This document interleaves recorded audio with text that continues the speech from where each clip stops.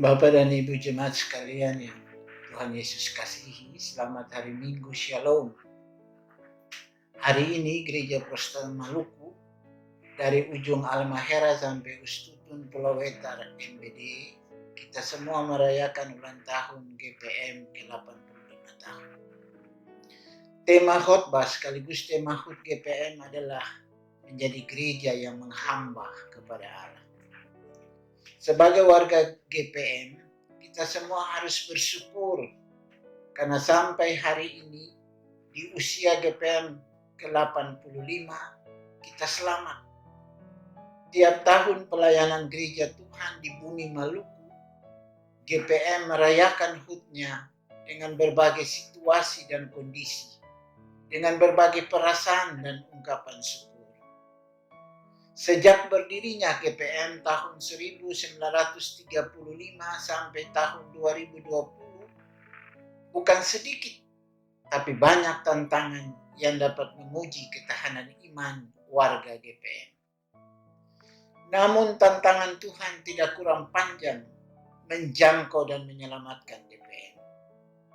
Mata Tuhan tidak kurang melihat kesukaran dan penderitaan GPM. Dan telinga Tuhan tidak kurang tajam mendengar seruan dan doa warga GPM memohon perlindungan dan pemeliharaan gereja ini. Sehingga GPM mampu keluar dari berbagai kesulitan dan kesukaran itu. GPM adalah gereja yang mandiri. Perjalanan hidup hanya bergantung pada Allah. Tuhan di dalam diri Yesus Kristus. Karena itu di saat usia ke-85, kita semua merayakan HUT GPM dalam situasi global pandemik ini. Kita warga gereja dan para pelayan Tuhan tidak boleh ragu dan takut menghadapi semua kemungkinan yang sudah terjadi dan telah kita alami sampai hari ini. Maupun apa yang akan terjadi lagi dengan penyebaran virus corona ini. Tapi sebagai orang percaya, kita yakin sungguh bahwa situasi dan kondisi yang terpuruk ini akan berakhir pada waktunya. Dan ingat saudara-saudara bahwa sekarang tiba waktunya. Kita semua hidup dengan cara baru, yaitu hidup berdampingan dengan virus corona. Dan kita yakin dalam hidup berdampingan ini kita selamat. Tuhan Yesus Kristus selalu menolong kita dan gerejanya. Bapak Ibu jemaat sekalian yang Tuhan Yesus kasihi. Menjadi gereja yang menghamba kepada Allah.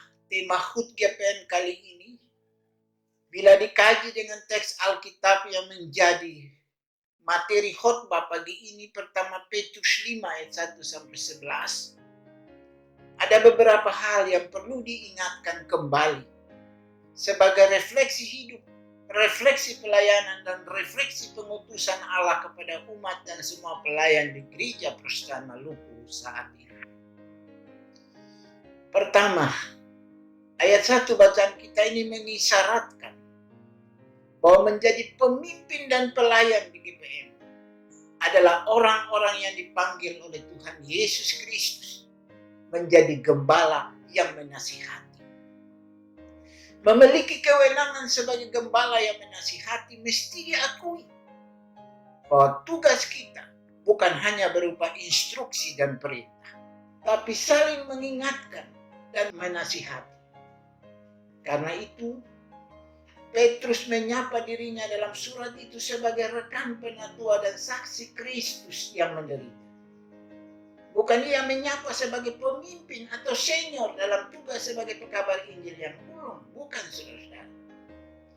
Dengan menyebutkan diri sebagai rekan penatua dan saksi penderitaan Kristus, Petrus memiliki kerendahan hati seorang hamba dan gembala yang punya kedekatan dengan umat yang dilayani. Dengan itu, ia merasa terhormat ketimbang memegahkan diri hanya demi kehormatan dan ambisi. Petrus menempatkan diri setara, melepaskan hierarki, dan menjadikan suasana persaudaraan dengan rekan-rekan pelayan semua. Dengan hal ini mengingatkan kita semua sebagai pelayan mesti selalu menggunakan metode menasihati dalam pelayanan. Dengan metode ini kita berhasil merebut hati umat untuk menopang pekerjaan pelayanan gereja dari waktu ke waktu. Kedua, menjadi gembala yang menasihati harus memiliki karakter hidup yang baik dan patut dicontohi. Yang dalam bacaan Alkitab kita tadi khusus ayat 2-4 menyebut karakter itu adalah jangan dengan paksa, melainkan dengan sukarela. Jangan mencari keuntungan, tapi dengan pengabdian diri. Jangan memerintah, melainkan menjadi teladan. Ibu dan Bapak jemaat sekalian yang Tuhan Yesus kasihi, bentuk-bentuk karakter seorang gembala yang disebutkan tadi harus mengingatkan umat dan seluruh pelayan bahwa panggilan menjadi gembala itu harus didorong oleh kesukacitaan. Sebab menjadi gembala berarti menjadikan diri hamba dan umat atau jemaat adalah domba-domba Allah itu. Diberikan Tuhan kepada kita, bukan kita yang membentuk mereka. Jemaat adalah sebagai wujud kasih karunia Tuhan atas pemberitaan Injil. Dan kita sebagai gembala atau pelayan ditempatkan Tuhan untuk membimbing mereka. Karena itu, menjadi gembala atau pelayan, kita tidak boleh memperlakukan jemaat dengan kasar. Sebaliknya, jemaat atau domba-domba tidak boleh memberontak dan selalu protes atas tanggung jawab pelayanan yang diberikan kepadanya. Kalau dikatakan dalam bacaan kita, seorang gembala dalam melaksanakan tugas-tugas pengutusan Tuhan kepada domba-domba atau jemaat, jangan mencari keuntungan, melainkan pengabdian diri. Hal ini, menurut Petrus, baik umat maupun para pelayan harus berkaca pada pengorbanan Yesus Kristus, di mana Kristus rela mengabdikan dirinya untuk menebus dosa manusia, sampai-sampai ia mengorbankan dirinya mati tersalib. Perbuatan dan pengorbanan diri Yesus tidak memperoleh keuntungan apa-apa, melainkan semua orang yang percaya kepadanya mendapat keselamatan. Sehingga umat dan semua pelayan di GPM mau ada di jalan-jalan salib Kristus. Bila kita semua mengabdikan diri dengan sukarela, tanpa bersungut dan mengingini upah dari sebuah pekerjaan dan tanggung jawab melayani Tuhan pun pekerjaan. Ibu dan Bapak jemaat sekalian, kalau dikatakan menjadi gembala dan umat dalam melaksanakan tanggung jawab pelayanan, jangan memerintah melainkan menjadi teladan.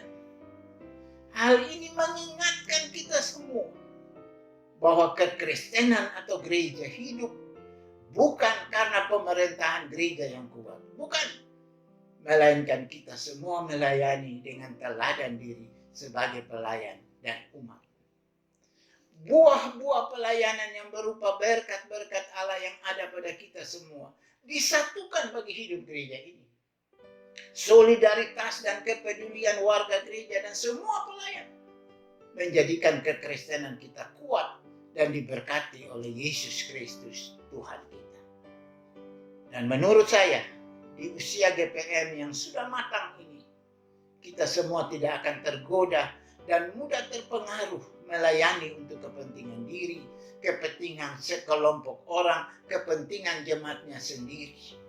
Tapi dengan solidaritas pelayanan kita, GPM menjadi besar dan menjadi gereja yang menghamba kepada Allah.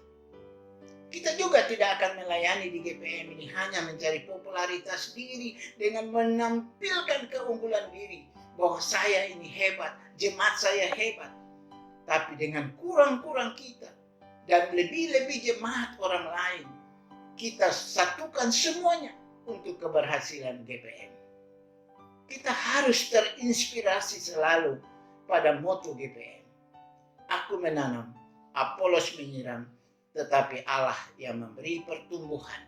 1 Korintus 3 ayat 6. Kita semua hanya sebagai penanam dan penyiram dalam pelayanan Tuhan punya pekerjaan di GPM ini. Tidak lebih dari itu. Dan Tuhan yang sangat menentukan pertumbuhan semua yang kita sudah tanam dan siram itu. Jadi Tuhan yang patut dipuji, Tuhan patut dimuliakan dan diagungkan dari waktu ke waktu. Selamat ulang tahun GPM. Tuhan tolong kita semua. Shalom. Amin.